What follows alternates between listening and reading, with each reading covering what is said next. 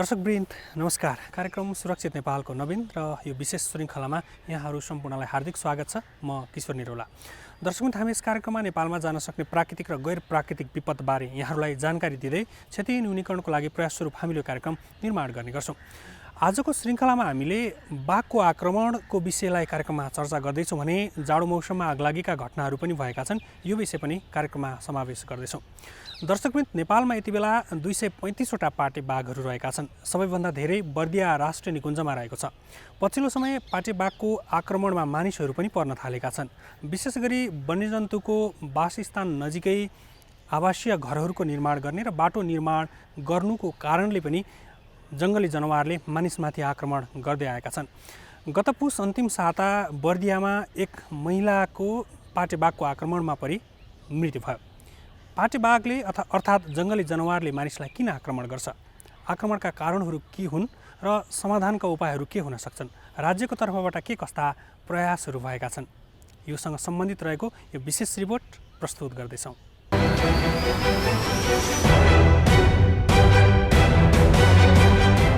बाघ लडाकु स्वभाव भएको वन्यजन्तु हो। बाघको आफ्नो क्षेत्र पहिचान र त्यसको रक्षाका लागि गर्ने युद्ध वास्तवमै रोचक छ। राष्ट्रिय निकुञ्ज तथा वन्यजन्तु संरक्षण विभागले सन् 2019मा गरेको एक अध्ययनले सन् 2014 देखि 19 सम्ममा आफ्नो क्षेत्रको रक्षा वा नयाँ क्षेत्र विस्तार गर्ने युद्धमा 8वटा बाघ मरेको देखिएको थियो। तीमध्ये लडाईँमा हारेर खानेकुराको खोजीमा बस्ती पसेका 2वटा बाघ मान्छेको प्रतिकारमा मारिएका थिए। सामान्यतया कमजोर भएर जङ्गलमा आहारा नपाएपछि बाघ बस्ती पस्ने गर्छ। जङ्गलमा शिकार गर्न नसकेपछि वा अर्कोले आक्रमण गरेर आफ्नो क्षेत्रबाट निकालेपछि बाघ बस्ती पस्ने विज्ञहरू बताउँछन्। बाघहरू बीच बढी जसो बगिनीको लागि र आहाराको विषयमा झगडा हुने गर्छ। बगिनीसँग सम्भोग गर्नको लागि बाघले आफ्नो क्षेत्र विस्तार गर्दै जान्छ। यो झगडाको एउटा कारण हो। बाघले मान्छेलाई देख्ने बित्तिकै एट्याक गर्नुपर्छ भन्ने छैन।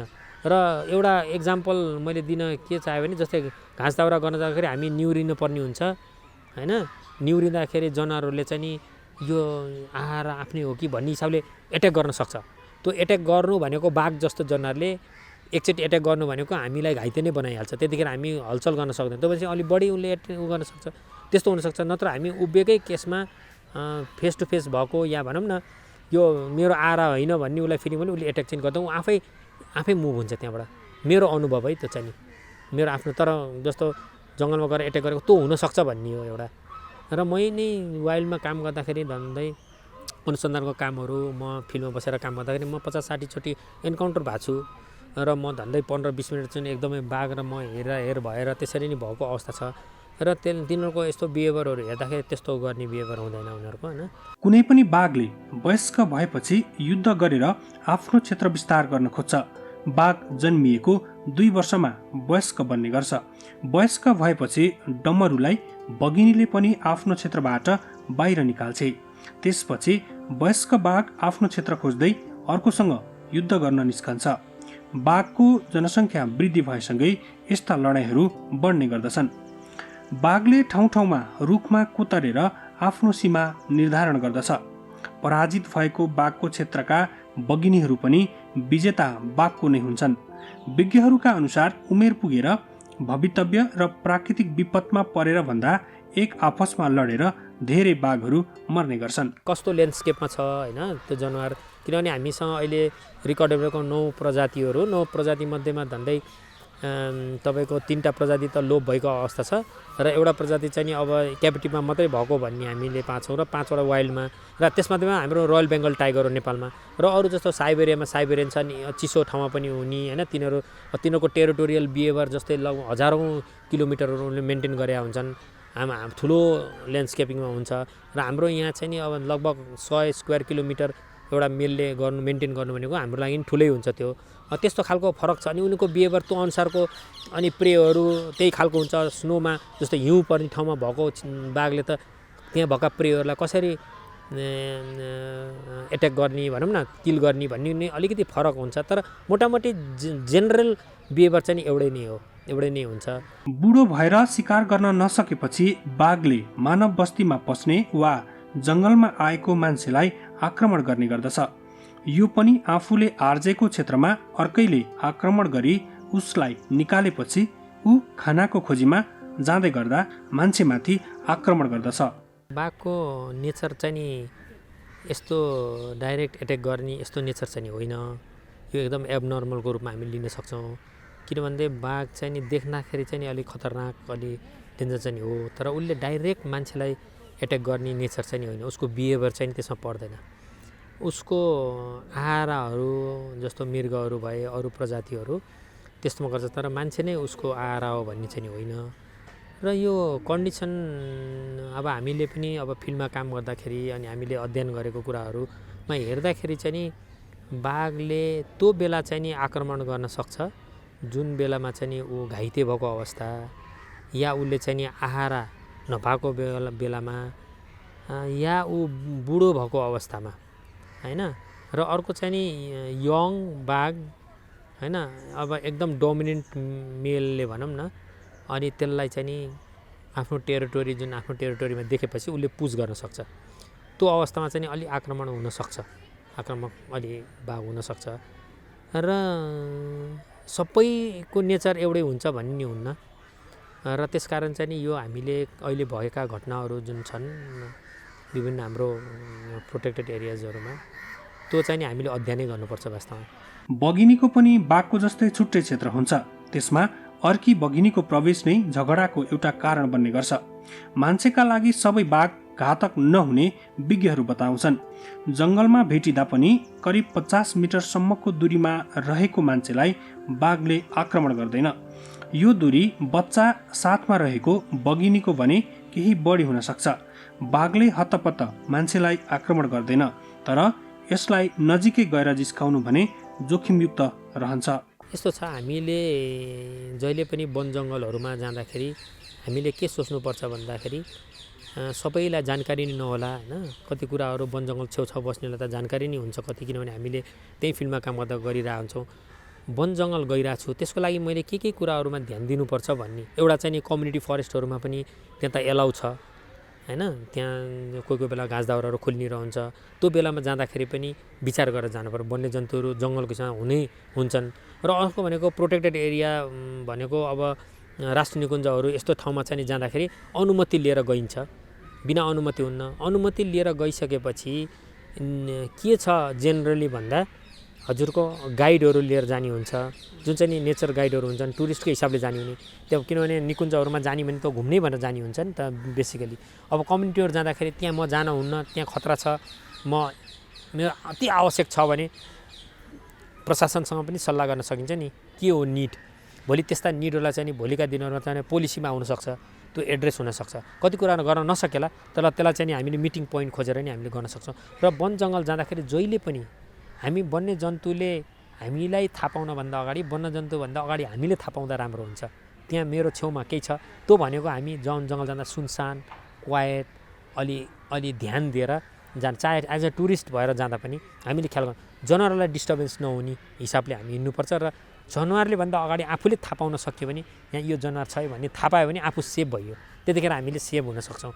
त्यो जति पनि हामी वन जङ्गलमा अनुसन्धानहरू गर्छौँ, कामहरू गर्न सबै जाँदाखेरि सबैजनालाई त्यस्तो खालको एक्सिडेन्ट भएको एकदम रेयर कम केसहरू छ। त्यसकारण त्यो किन भन्दाखेरि हामी पहिल्यै एवेर हुन्छौँ। किन भन्दाखेरि हामी यो काममा गइरहेको छौँ, यहाँ त वन जङ्गलमा जनावरहरू छन्, यो छन्, हर चिज त्यो मात्रै होइन। हामीले सानो काँडा लहरदेखि लिएर सबै ध्यान दिनुपर्ने हुन्छ। इभन मौरीको होइन, यहाँ मौरीको घार छ भने अब यहाँ नजिकबाट जानु भएन होइन, यो खतरा हुनसक्छ किन मौरीलाई टोक्न। त्यति सानो कुराहरू, सानो त होइन त्यो पनि एउटा खालको होइन जनावर जुन चाहिँ नि त्यसले असर गर्न सक्छ। मतलब ती कुराहरू पनि हामीले ध्यान दिनुपर्ने हुन्छ। र मैले सबैलाई चाहिँ अब हजुरले मेसेजको हिसाबले भन्दाखेरि वन जङ्गल जाँदाखेरि हामी एकदम सतर्क भएर ध्यान दिएर, जस्तो आफू हल्ला गर्ने यस्तो गरेर चाहिँ जानु भएन। त्यसको बारेमा बरु अलिकति ज्ञान लिएर आफूलाई ज्ञान छैन अरूलाई सोधेर बुझेर र जेनरली प्रोटेक्टेड एरियामा जाँदा गाइडै लिएर जानु जरुरी हुन्छ। किन गाइडले एक्सप्लेन गरिन्छ नि त यो यस्तो र आफ्नो निड अनुसार हो भने त्यो चाहिँ नि जो चाहिँ नि वाइल्ड लाइफ डिपार्टमेन्ट मतलब प्रोटेक्टेड एरिया जस्तो नेसनल पार्कमै हामी जाँदैछौँ, नेसनल पार्कको म्यानेजमेन्ट अथोरिटीसँग चाहिँ नि समन्वय गरेर के हो त नीड के हो भनेर जाँदाखेरि राम्रो हुन्छ जस्तो लाग्छ मलाई। घाइते बाघले आहारा नभेटेर हिँडिरहेको छ र अरू जनावरको शिकार गर्न नसक्ने अवस्थामा छ भने त्यस्तो बेलामा मान्छेमाथि आक्रमण गर्ने गर्छ। अन्यथा बाघले अरू शिकार गर्न सकेसम्म मान्छेलाई आक्रमण गर्दैन। बच्चा साथमा लिएर हिँडेकी बघिनीले पनि मान्छेलाई सकेसम्म आक्रमण गर्दिन। आफ्नो बच्चामाथि असुरक्षा बढ्दै गएको अनुभूति भएको खण्डमा मात्रै बघिनीले मान्छेमाथि आक्रमण गर्छे। गत पुसको अन्तिम साता बाघको आक्रमणमा परि बर्दियामा एक महिलाको ज्यान गएपछि राष्ट्रिय निकुञ्ज तथा वन्यजन्तु संरक्षण विभागले विभिन्न सचेतनाका कार्यक्रमहरू सञ्चालन गरिरहेको छ। राष्ट्रिय निकुञ्ज र संरक्षित क्षेत्र आसपासमा ओहोर दोहोर गर्दा नेपाली सेनाको सहकार्यमा सुरक्षाका मापदण्डहरू अपनाइएका छन्। हाम्रा राष्ट्रिय निकुञ्जहरू अथवा संरक्षित क्षेत्रहरू अब साङ्गुनेदै गएको अवस्था पनि छ। तराई क्षेत्रमा बस्ती विस्तारसँगै हाम्रो राष्ट्रिय निकुञ्जमा विभिन्न खालका मानवीय क्रियाकलापहरूको चाप बढ्दै गएको अवस्था पनि छ। बर्दियाको यहाँले कुरा गर्नुभयो, बर्दिया राष्ट्रिय निकुञ्ज हुँदै जाने जुन राजमार्ग छ त्यो राजमार्गमा एउटा नियन्त्रित हिसाबले सवारी साधन चलाउने गरेको अवस्था र अलिकति सेफ्टीको उपायहरू लिएर मानिसहरू जाने आउने आवत जावत गर्ने अवस्थामा अस्तिको दुर्घटना भयो। यसमा राष्ट्रिय निकुञ्ज विभाग पनि दुखी छ, यस्ता घटना नहुनुपर्ने हो। त्यसमा चाहिँ अब थप सावधानी कसरी अपनाउने भन्ने विषयमा हामी लागि परेका छौँ। बर्दिया राष्ट्रिय निकुञ्जको कोर एरियाबाट त्यो हाइवे जाने भएको कारणले गर्दा त्यसले चाहिँ बाघको प्राइम ह्याबिट्याट वासस्थानलाई दुई टुक्रा पारेको अवस्था छ। त्यसले गर्दा बाघ चाहिँ एउटा क्षेत्रबाट अर्को क्षेत्रमा जानलाई स्वाभाविक हिसाबले त्यो हाइवेलाई प्रयोग गर्छ। हाइवे पछि बनेको हो, राष्ट्रिय निकुञ्ज अथवा उसको वासस्थान पहिला हो। त्यसले गर्दा त्यस्तो खालको प्राकृतिक वासस्थान प्राकृतिक स्ट्रक्चरलाई बाघले कतिपय अवस्थामा सामान्य नेग्लेक्ट गरेर त्यस्तोलाई एभोइड गरेर अथवा मतलब नगरिकन ओहोरदोहोर गर्ने अवस्था पनि छ। खासै बाघलाई त्यसले बाटोले मात्रै अब ट्राफिकको सङ्ख्या कम भयो भने आवत जावत गर्नलाई त्यसले अवरोध गर्दैन। त्यसले गर्दा त्यहाँ बाघ को माइग्रेसनमा असर गर्यो भन्ने खालको अहिलेसम्म बर्दियामा त्यो स्टडी छैन। अब मान्छेले रेगुलरली बाघको डिस्टेन्स पनि लामो छ, फेरि त्यो प्राइम कोर एरिया पनि भयो, त्यहाँ राम्रो खालको आहार प्रजाति पनि छ, डिस्टर्ब पनि कम भएको कारणले गर्दा त्यो एरियामा 3टा 4वटा बाघहरू प्राय लकडाउनको बेलामा पनि हाइवेमा हिँड्ने प्राय जसो प्यासेन्जरले हामी देख्थ्यौँ भन्ने खालको रेकर्ड आएको अवस्थाहरू पनि छ। र पार्कको म्यानेजमेन्टले पनि वन्यजन्तुहरू साइटिङ गर्ने सिलसिलामा बाघको साइटिङ सजिलै हुन्छ भन्ने रेकर्डहरू उहाँहरूले पनि भन्नुभएको अवस्थाहरू छ। अब अस्तिको केसमा पनि त्यस्तै हो, तर अब के भयो, के कारणले हो त्यो एक्सिडेन्टली जम्काभेट भएर कुनै खालको दुर्घटना भयो त्यो विषयमा अब उता विस्तृत रूपमा बर्दिया राष्ट्रिय निकुञ्ज र त्यहाँको टोलीले पनि सबै हिसाबले हेर्नुभयो होला। त्यसपछि चाहिँ कुनै पनि घटना नघटेको कारणले गर्दा हामी एउटा प्राविधिक हिसाबले के भन्न सक्छौँ भन्दाखेरि बाघ म्यान इटर चाहिँ रहन्छ, नभए उसले एक्सिडेन्टली कुनै खालको घटना घट्यो र जम्काभेट भएर उसले मान्छेलाई मार्यो। तर अब मान्छेलाई खोजी खोजी मार्ने अवस्था चाहिँ सायद थिएन। त्यसले गर्दा नि अब बाघले फेरि थप कुनै खालको आक्रमण गरेको अवस्थाहरू छैन। हामीले त्यो बाटो प्रयोग गर्ने सम्पूर्ण यात्रुहरूलाई नि अलिकति सेफ्टीको प्रिकसन अपनाएर तपाईँहरू जानुहोस् भन्ने हिसाबले ठुला सवारी साधनको बिचमा मोटरसाइकलहरूलाई सँगसँगै जानुहोस् भन्ने हिसाबले त्यो प्रिकसन अपनाएका छौँ। त्यसपछि अझ स्ट्रिक्टली अब त्यसलाई तपाईँहरूले कुनै पनि हिसाबले अवे गर्नुपर्छ, त्यसलाई चाहिँ तपाईँहरूले मान्नुपर्छ भनेर त्यसलाई अझ कडा रूपमा कार्यान्वयन गरेका छौँ। यहाँलाई थाहा छँदैछ राष्ट्रिय निकुञ्जको व्यवस्थापन राष्ट्रिय निकुञ्ज विभागका कर्मचारीले गर्दैछन् भने त्यसको सुरक्षाको व्यवस्थापन नेपाली सेनाले गर्ने भएकोले हामी जोइन्टली कोर एरियालाई व्यवस्थापन गरेका छौँ भने बाहिरी एरियामा मध्यवर्ती उपभोक्ता समिति समूहहरू मार्फत पनि हामीले विविध खालका कार्यक्रम गरेर सबैको सामूहिक प्रयासमा संरक्षण यहाँसम्म आएको अवस्थाहरू छ। संरक्षित क्षेत्र वरपर बढ्दो जनघनत्व एवं अव्यवस्थित भू उपयोगको कारण वन्यजन्तुको वासस्थानमा भएको क्षयीकरणले गर्दा वन्यजन्तु आफ्नो वासस्थान छोडी गाउँ प्रवेश गर्ने गरेका छन्। यसबाट संरक्षित क्षेत्र वरिपरि वन्यजन्तुबाट मानवीय तथा आर्थिक क्षति हुँदै आएको छ। आर्थिक वर्ष 76-77 मा मात्रै वन्यजन्तुबाट मृत्यु हुने मानिसको सङ्ख्या 33 रहेको छ भने सामान्य घाइतेको सङ्ख्या 67 र सक्त घाइते हुनेको सङ्ख्या 110 रहेको छ। तसर्थ मानव वन्यजन्तु द्वन्द्व पछिल्लो वर्षहरूमा टड्कारो समस्याको रूपमा देखिएको छ। यसलाई दुई खालले हेर्नुपर्छ भन्ने विभागको सोच छ। एउटा चाहिँ अल्पकालीन हिसाबले जुन हामीले राष्ट्रिय राजमार्ग अथवा लोकल बाटोहरू जुन छन् त्यो बाटोमा जाने यात्रुहरूले अपनाउनु पर्ने सावधानीको विषयलाई अलिकति अझ सजग गराउने, त्यसलाई विभिन्न माध्यमबाट, विभिन्न सञ्चार माध्यमबाट, अरू विभिन्न मास मिडियामा जाने खालको सूचना दिने एउटा कुरा रह्यो। अर्को भनेको वातावरण मैत्री पूर्वाधारहरू बनाउनुपर्छ भन्ने कुरा पनि अहिले व्यापक रूपमा चलेको छ।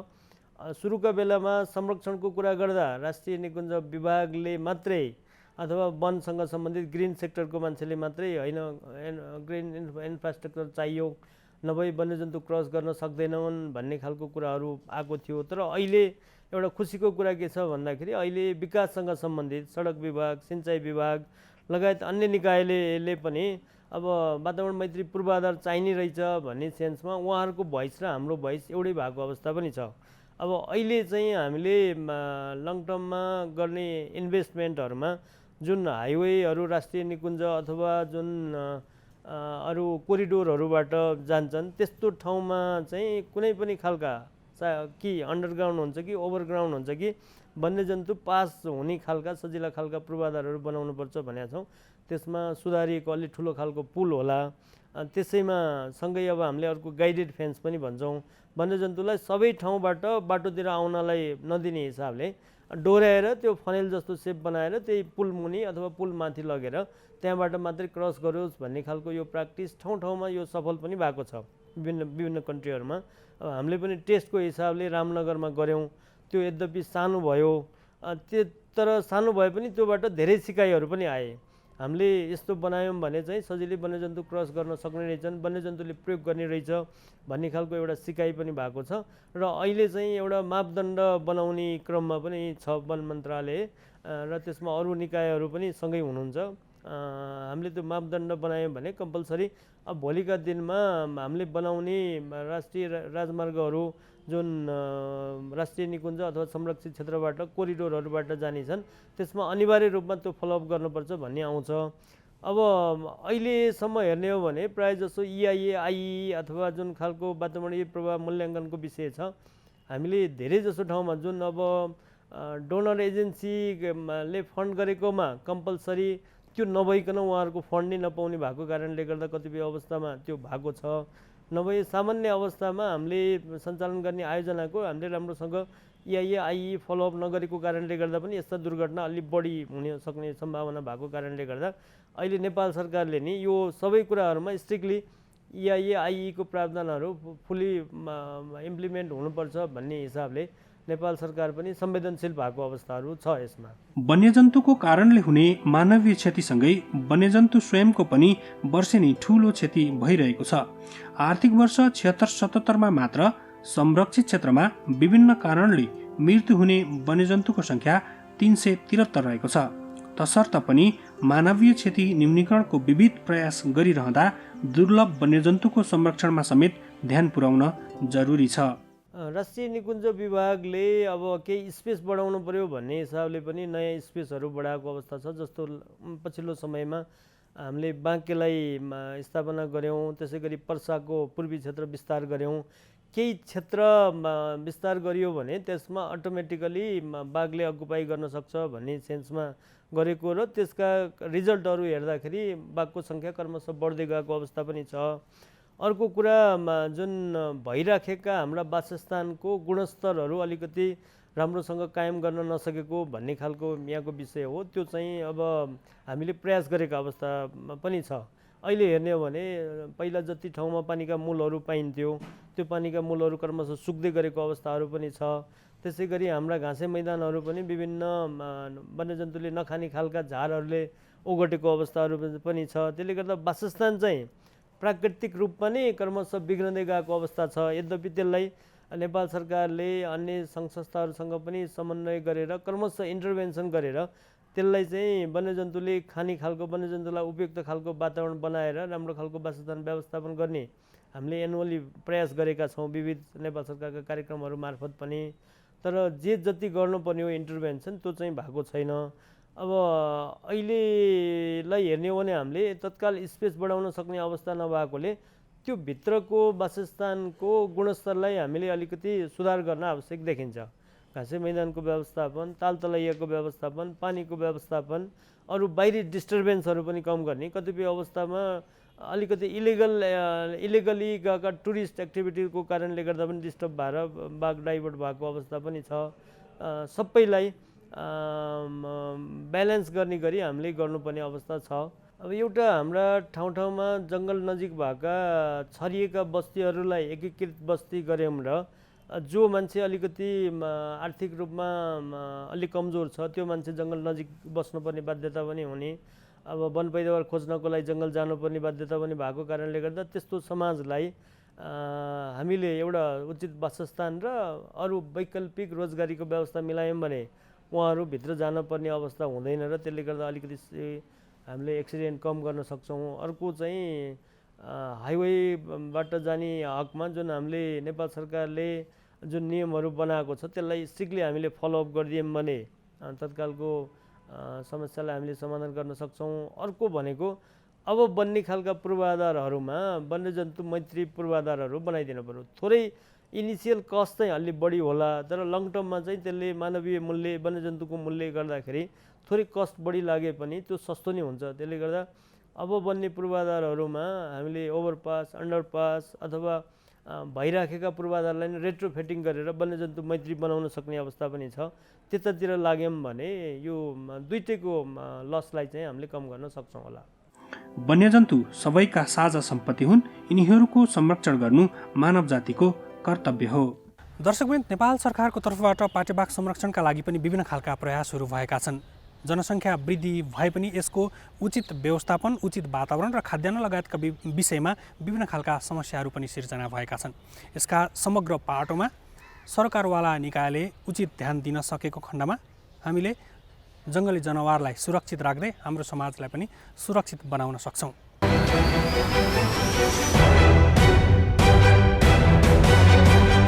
दर्शकवृन्द, जाडो मौसम भए पनि यति बेला देशमा आगलागीका घटनाहरू बढिरहेका छन् र विशेष गरी सुक्खा मौसम भएको कारणले गर्दाखेरि यो समयमा आगलागीका घटनाहरू हुने गर्छन्। व्यक्तिगत सतर्कता यो बेला आगलागीका लागि महत्त्वपूर्ण हुने गर्छ। योसँग सम्बन्धित रहेर प्रस्तुत छ यो एक रिपोर्ट। मङ्सिरको पहिलो साता जुम्लाको चन्दननाथ नगरपालिका 2 मा आगलागी भयो। आगलागीबाट 24 कोठे घर पूर्ण रूपमा जलेर नष्ट भएको थियो। बिहान 11 बजेतिर लागेको आगो नियन्त्रणमा लिन कठिनाई भएका कारण घर पूर्ण रूपमा जलेर नष्ट भएको हो।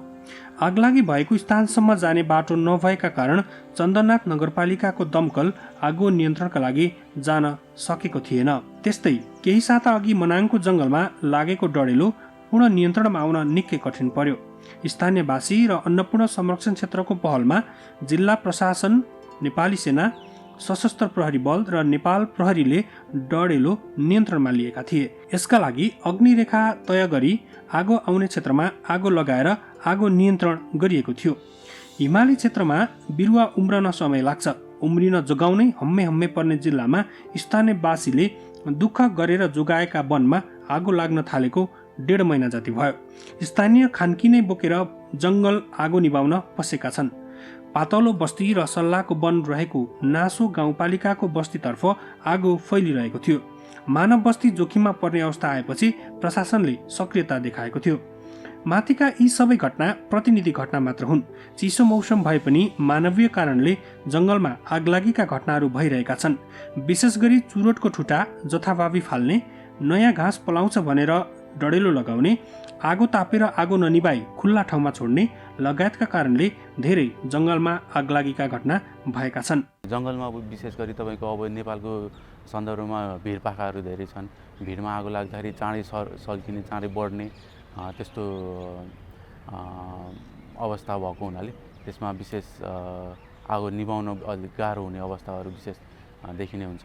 जाडो मौसममा घरभित्र बालेको कोइला, मक्कल, विद्युतीय उपकरणको गलत प्रयोगबाट समेत आगलागीका घटनाहरू भएका छन्। घरभित्र शरीर तथा कोठा तताउन प्रयोग गरिने उपकरणको सही प्रयोग गर्न सके आगलागीका घटना न्यूनीकरण गर्न सकिन्छ। जाडो मौसमको कुरा गर्दाखेरि आगलागीको तपाईँको हाम्रो जाडोमा यो चिसो छल्नलाई हिटरहरू ताप्ने अनि आगो बाल्ने, मक्कल बाल्ने इत्यादि कामहरू गर्ने बेलामा तपाईँको यो त्यसको वरिपरि आगोले छुने सामग्रीहरू, वस्तुहरू राख्नाले त्यसमा आगो लागेर सल्केर आगलागी हुने एउटा कारण छ। अर्को भनेको तपाईँको यो जाडोमा मात्रै होइन, तपाईँको अरू बेला पनि एउटा आगलागीको प्रमुख कारण यो विद्युतीय सर्ट सर्किट। तपाईँको जाडो महिनामा विशेष गरी यो क्षमताभन्दा बढी वाटको हिटरहरू प्रयोग गरेर विद्युतीय सर्ट सर्किटहरू हुने त्यस्ता कारणहरू भयो। अनि अरू चाहिँ तपाईँको यो मादक पदार्थ सेवन गरेर धुम्रपान गर्ने, अनि धुम्रपान गर्दाखेरि चुरोटको छुटोहरू राम्रोसँग ननिभाइकन फाल्ने, धुम्रपान गर्दा त्यो निदाउने त्यस्ता कारणहरू छन् आगलागी हुने विशेष। त्यसका साथसाथै अरू भनेको यो जाडो मौसम भनेको तपाईँको सुक्खा मौसम हो। तपाईँको जताततै सुकेका घाँसपातहरू हुन्छन्। त्यो बेला अब जाडो महिनामा तपाईँको वनभोज जाने विशेष त्यस्तो चलन हुन्छ। त्यसमा तपाईँको वनभोज जाँदाखेरि दाउरा बाल्ने, आगो बाल्ने र त्यसलाई राम्रोसँग ननिभाइकन लापरवाही गरेर आगो बाल्ने, त्यसलाई राम्रोसँग ननिभाएर त्यतिकै छोडेर हिँड्ने, त्यसबाट अनि आगो सल्केर पछि डढेर लाग्ने, ती विविध कारणहरूले जाडो महिनामा विशेष गरी आगलागीका यी प्रमुख कारणहरू। भौगोलिक विकटता र प्रशासनको समयमा ध्यान नपुग्दा महत्त्वपूर्ण जडीबुटी र वन्यजन्तु लोप हुने देखिन्छ। नेपालमा नियमित रूपमा घट्ने प्रमुख विपदको घटनाहरूमध्ये आगलागी पनि हो। आगलागीले वार्षिक रूपमा धेरै ठूलो क्षति गर्ने गरेको पाइन्छ। नेपालमा सामान्यतया फागुनदेखि जेठसम्मको समय जङ्गल आगलागी हुने समय हो, तर यो वर्ष जाडो र चिसो समयमा पनि आगलागीका घटनाहरू भएका छन्। समयमा सावधानी, सतर्कता अपनाउन सक्यौँ भने आगलागीका घटनालाई न्यूनीकरण गर्न सकिन्छ। हाम्रो आफ्नो हेलचेक्राइ, असावधानी, लापरवाही तथा कमजोर पूर्व तयारीको कारण आगलागीबाट हरेक वर्ष ठूलो क्षति भइरहेको छ। वनको रुखपातको क्षति गर्ने प्रमुख कारण वन डढेलो हो। जङ्गल आगलागीबाट हुने क्षति अकल्पनीय हुन्छ। यसको ज्वलन्त उदाहरण केही समय अघि अस्ट्रेलियाको जङ्गलमा भएको आगलागीलाई पनि लिन सकिन्छ। ठूला आगलागीबाट हुने क्षतिको अनुमान पनि गर्न सकिँदैन। नेपालमा वर्षेनी अनियन्त्रित रूपमा हुने गरेको जङ्गल आगलागीबाट भएको प्रत्यक्ष र अप्रत्यक्ष क्षतिको लेखाजोखा सहितको यकिन तथ्याङ्क पाउन सकिँदैन। नेपालमा हुने जङ्गल आगलागीमा अपवाद बाहेक 100% मानवीय गल्ती, अज्ञानता, असावधानी र लापरवाही प्रमुख कारण भएको पाइन्छ। यो मानव सृजित विपद हो। यसमा स्थानीय व्यक्तिको संलग्नता बढी देखिन्छ। त्यसैले जङ्गल आगलागी नियन्त्रणको लागि पनि स्थानीय व्यक्ति, संस्था एवं समुदायलाई जागरुक र क्रियाशील गराई जनचेतना अभिवृद्धि गर्नुको साथै प्रतिकार्यमा लगाउन उपयुक्त हुन्छ।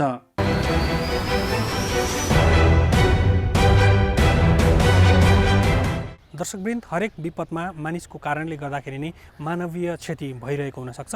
हामीले थोरै मात्र विपदबारे चासो र चनाखो राख्न सकेको खण्डमा हरेक किसिमको विपदबाट मानवीय सुरक्षा गर्दै समग्र समाजलाई सुरक्षित बनाउन सक्छौँ। हस्त दर्शकवृन्द, आजको कार्यक्रमबाट हामी सबैलाई बिदा दिनुहोस्। तपाईँ भने नेपाल टेलिभिजन हेर्दै गर्नुहोला। नमस्कार।